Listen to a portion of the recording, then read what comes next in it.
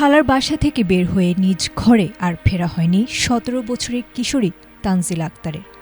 নিখোঁজের পরদিন নির্জন হাউজিং প্লটে পাওয়া যায় তার গলাকাটা মরদেহ।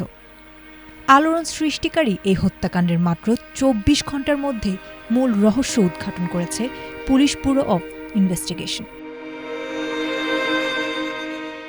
সংস্থাটি জানায়, প্রায় ৭ মাসের প্রেমের সম্পর্কের এক পর্যায়ে প্রেমিকের কাছে ৩০,০০০ টাকা দাবি করেছিল তানজিলা, কিন্তু সেই টাকা দিতে না পারা এবং তা নিয়ে তৈরি হওয়া বাগবিতণ্ডায় কাল হয়ে দাঁড়ায় তার জীবনে।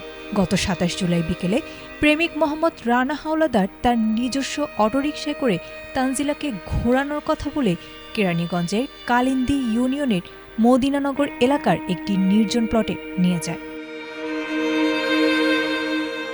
সেখানে টাকা নিয়ে কথা কাটাকাটির এক পর্যায়ে ক্ষিপ্ত হয়ে ওঠে পেশায় অটোরিকশা চালক রানা।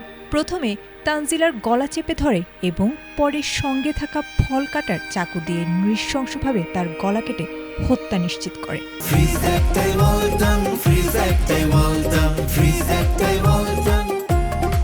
শুধু হত্যাই নয়, অপরাধ ঢাকতে এবং লাভের আশায় কিশোরীর সঙ্গে থাকা ২টি স্মার্টফোন, একটি রূপার চেইন ও ব্রেসলেট নিয়ে ঘটনাস্থল থেকে চম্পট দেয় ঘাতক।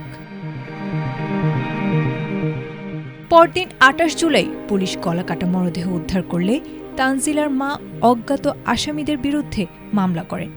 এরপরই ঘটনার তদন্তে নামে পিবিআই ঢাকা জেলা।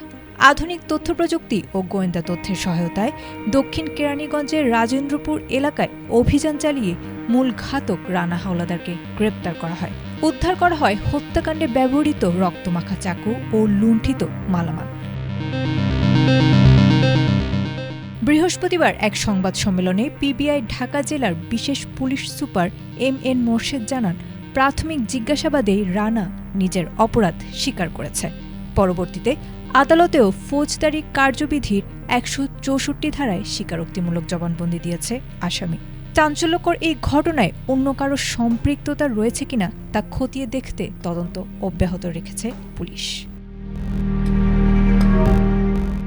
Desk report, ATN Bangla.